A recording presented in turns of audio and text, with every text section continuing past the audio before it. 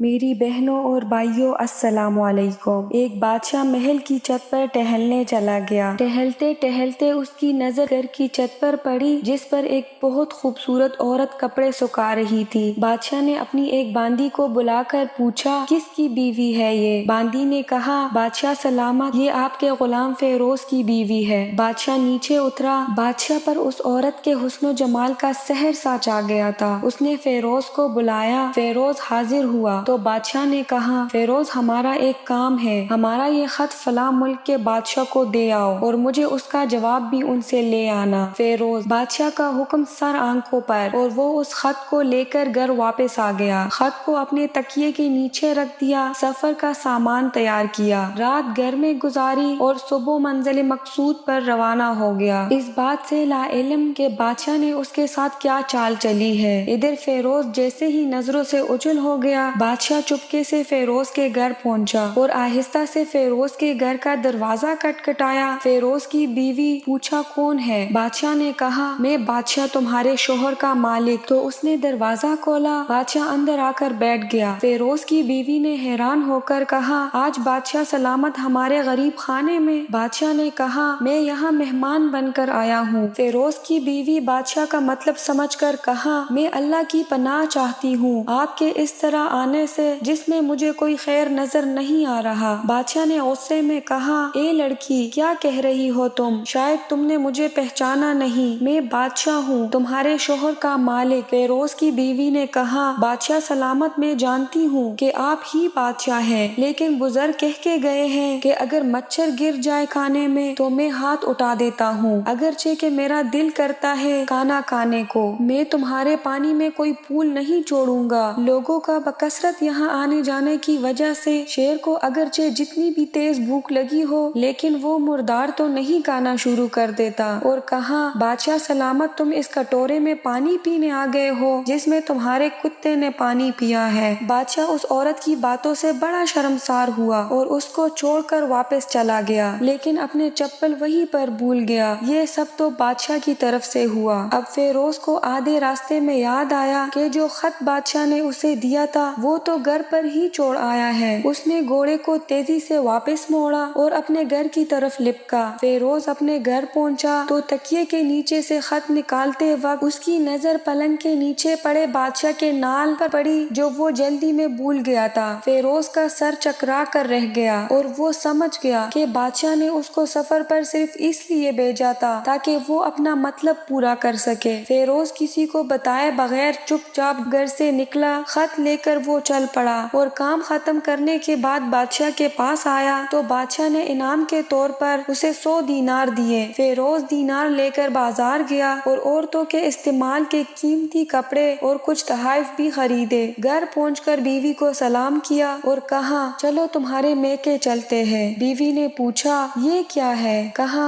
بادشاہ نے انعام دیا ہے اور میں چاہتا ہوں کہ یہ پہن کر اپنے گھر والوں کو بھی دکھا دو۔ بیوی جیسے آپ چاہیں۔ بیوی تیار ہوئی اور اپنے والدین کے گھر اپنے شوہر کے ساتھ روانہ ہوئی۔ داماد اور بیٹی اور ان کے لیے گئے تحائف کو دیکھ کر وہ لوگ بہت خوش ہوئے۔ فیروز بیوی کو چھوڑ کر واپس آ گیا اور 1 مہینہ گزرنے کے باوجود نہ بیوی کا پوچھا اور نہ اس کو واپس بلایا۔ پھر کچھ دن بعد اس کے سالے اس سے ملنے آئے اور اس سے پوچھا فیروز آپ ہمیں ہماری بہن سے غصے اور ناراضگی کی وجہ بتائیں یا پھر ہم آپ کو قاضی کے سامنے پیش کریں گے۔ تو اس نے کہا اگر تم چاہو تو کر لو، لیکن میرے ذمے اس کا کوئی حق باقی نہیں جو میں نے ادا نہ کیا ہو۔ وہ لوگ اپنا کیس قاضی کے پاس لے گئے تو قاضی نے فیروز کو بلایا۔ قاضی اس وقت بادشاہ کے پاس بیٹھا ہوا تھا۔ لڑکی کے بھائیوں نے کہا بادشاہ سلامت، اللہ بادشاہ سلامت اور قاضی القضاء کو قائم و دائم رکھے۔ قاضی صاحب ہم نے ایک سرسبز باغ پھلوں سے بھرے ہوئے اور ساتھ میں میٹھے پانی کا کنواں اس شخص کے حوالے میں دیا تھا، تو اس شخص نے ہمارا باغ اجاڑ دیا، سارے پھل کھا لیے، درخت کاٹ لیے اور کنویں کو خراب کر کے بند کر دیا۔ قاضی فیروز کی طرف متوجہ ہو کر پوچھا ہاں تو لڑکے تم کیا کہتے ہو اس بارے میں؟ فیروز نے کہا جو باغ مجھے دیا گیا تھا اس سے بہتر حالت میں نے انہیں واپس کیا۔ قاضی نے پوچھا کیا اس نے باغ تمہارے حوالے ویسے ہی حالت میں واپس کیا ہے جیسے پہلے تھا؟ انہوں نے کہا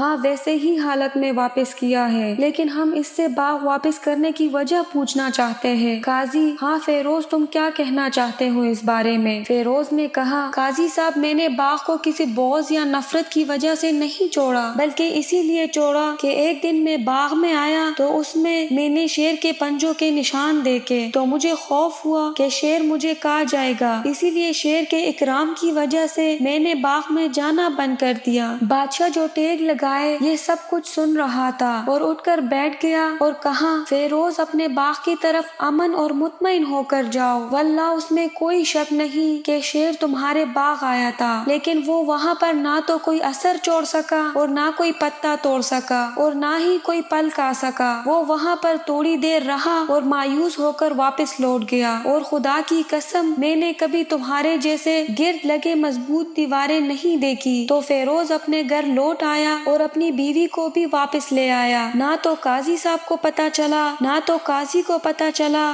اور نہ ہی کسی اور کو کہ ماجرا کیا تھا۔